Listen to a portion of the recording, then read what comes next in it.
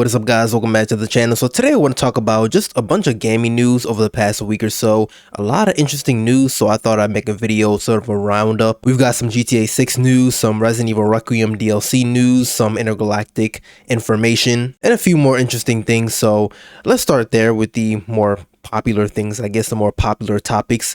GTA 6. So we found out a few weeks ago that the earnings call for Take-Two, their next one, is May 21st, so naturally we're all expecting a new trailer 3, pretty soon. Actually, as I'm making this video, it is May 7th, a Thursday. Now, I think typically Rockstar drops their trailers on Tuesdays, but Rockstar likes Tuesdays and Thursdays, so I guess today is a possibility. They do tend to drop their trailers around 9 in the morning. I'm recording this at 8:09 a.m. right now, so I mean, hopefully we get a trailer in the next 51 minutes. Though apparently last year with the trailer in May and then the earnings call right after, it was a 9-day gap.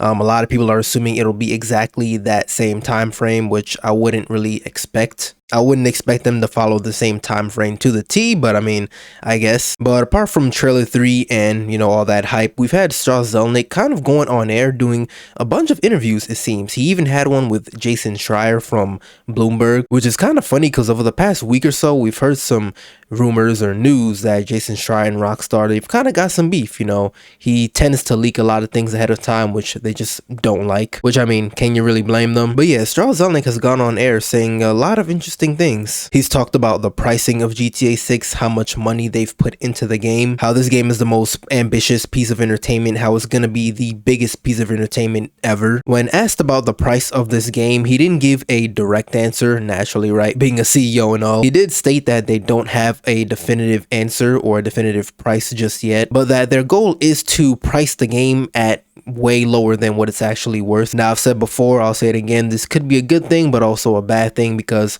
pricing it way lower than it's actually worth could mean that yes, they could just make the game $70, maybe even $80, or they could make the game $100 or $300, right? Because what the game is actually worth is absurd. But for what it's worth, I highly doubt they're gonna price this game anything higher than $80, and I've been saying I actually believe they're just gonna drop it at $70. Then of course you have your deluxe editions, digital deluxe editions or special editions and all that, collector's editions. Those will be of course more expensive. They really don't need to make this game anything more than $70. Make it $70 and you know the money you're gonna make, no doubt. Prices at $80 or higher, then you kind of got to account for people maybe not wanting to buy the game because it's just that much more expensive. Even though I have absolutely no doubt they will absolutely break records dropping this game. All the money they've spent on this game, they will probably make back within 24 hours. Think about it, GTA 5 did $1 billion in 3 days. What'll GTA 6 do? But yeah, Strauss Zelnick has also said that they've essentially been giving a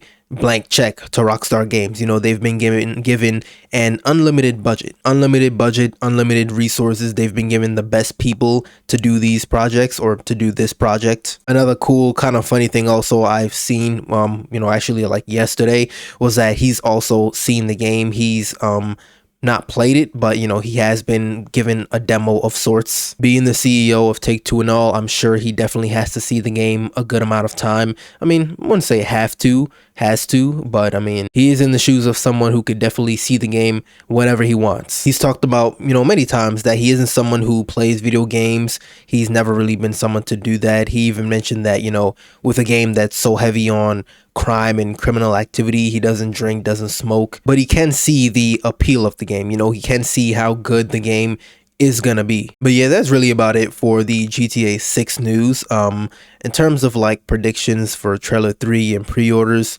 I mean, hopefully we get something today. That would be the most ideal thing. I would rather have, well, I guess I should say, I would love to have trailer 3 and then pre-orders the same day. Typically, a lot of games nowadays don't do that. They will announce when the pre-orders will come out, but hopefully when we get trailer 3, that means pre-orders as well. I've never been more excited to give a company my money before the game's actually in my hands. Okay, now moving on, we've got Resident Evil Requiem. So this one is also really interesting because we had someone not too prominent, I can't even remember their name and I can't find the tweet, but they came out and said that the main DLC that's supposed to come out sometime probably next year for Requiem is going to be centered around Leon and Ada. And then pretty prominent gaming insider Dusk Gollum came out and called BS on that. And then he came out and said he believes and heard that this DLC will be actually kind of a two set of characters type of thing. So it's going to be one set with Leon and Alyssa Ashcroft, you know, Grace's mother, and then the other set of characters would be Ada and Chris instead of, you know, Leon and Ada. Now, I wouldn't say there's anything hinting to any of this being true. I would say the most likely thing actually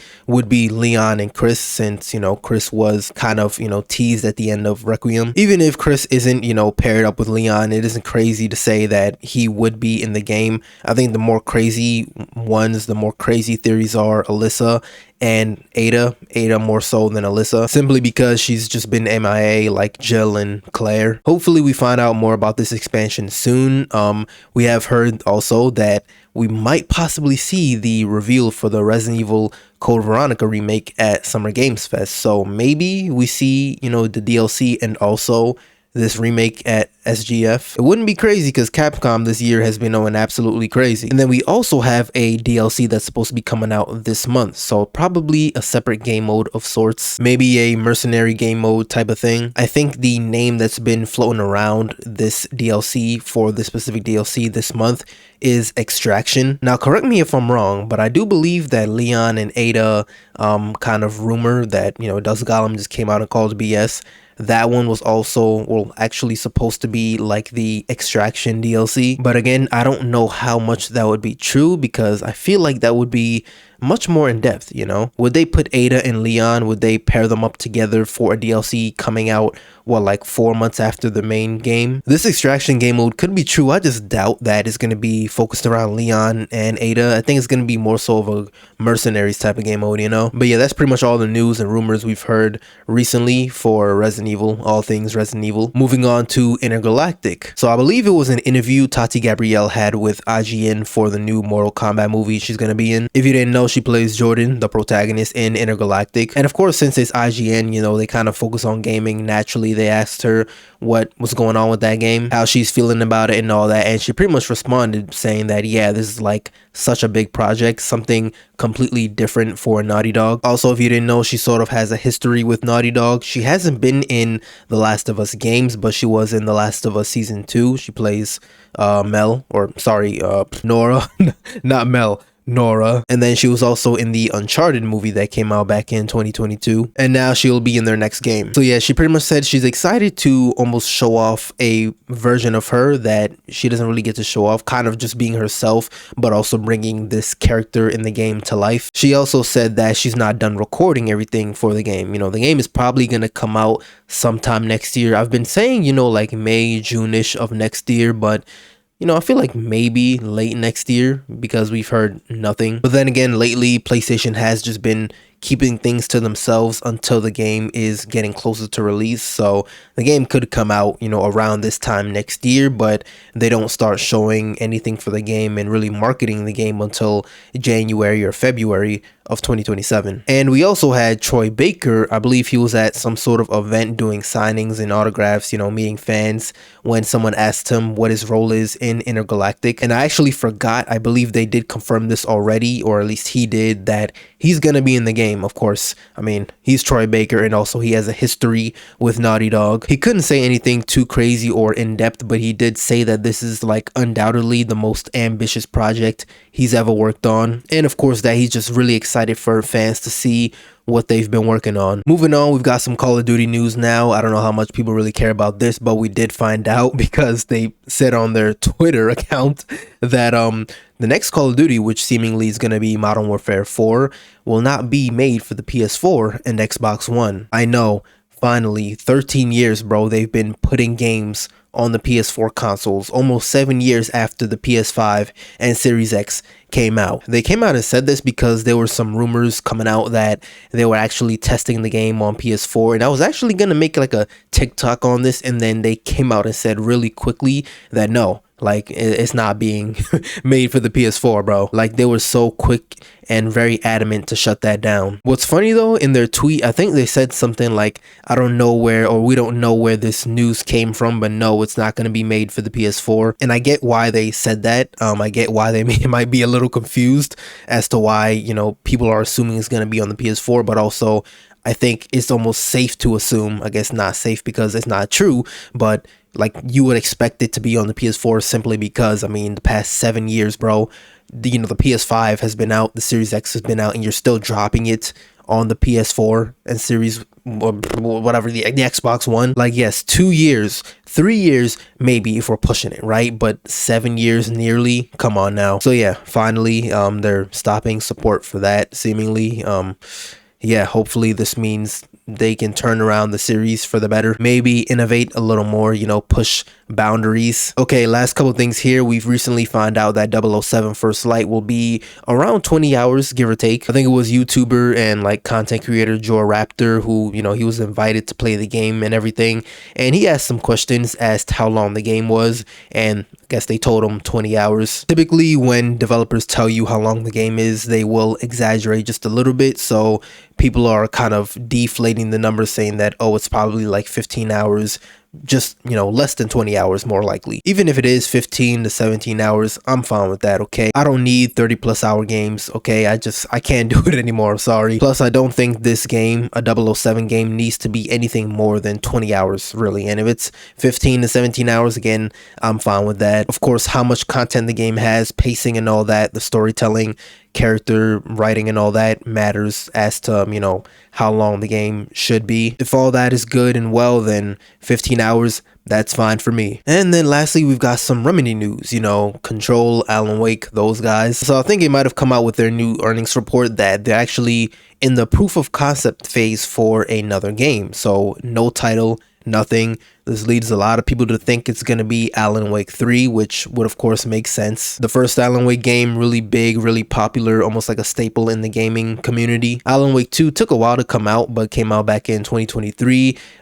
It took a while to make its money back, I believe, but ended up doing that and is still making money to this day. So it would make complete sense as to them making another game. I wouldn't like expect them at all to just stop this series. And then also we still know that they are working on Max Payne 1 and 2 and the remakes for that game, those games. And of course, Control Resonant still coming out later this year. No official release date just yet. It'll probably come out in like August, first game. I think that's when it came out. If not, maybe September, October. They're just gonna avoid GTA 6 for sure.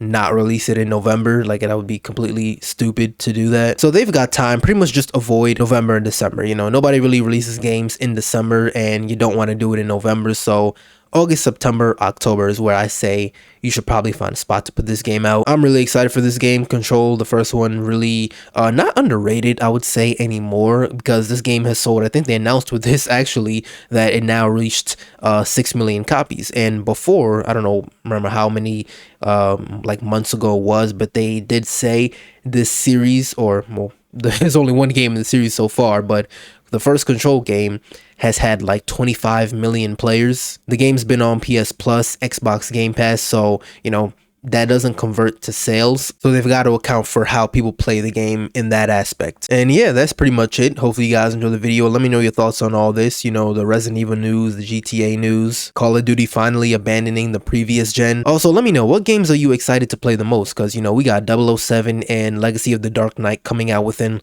like a week. Sorrows just came out. Let me know if you played that. How did you feel about it? I didn't buy it. And any other games you might be interested in, let me know in the comments. And as always, if you enjoyed the video, like it up, subscribe, and I'll see you in the next one.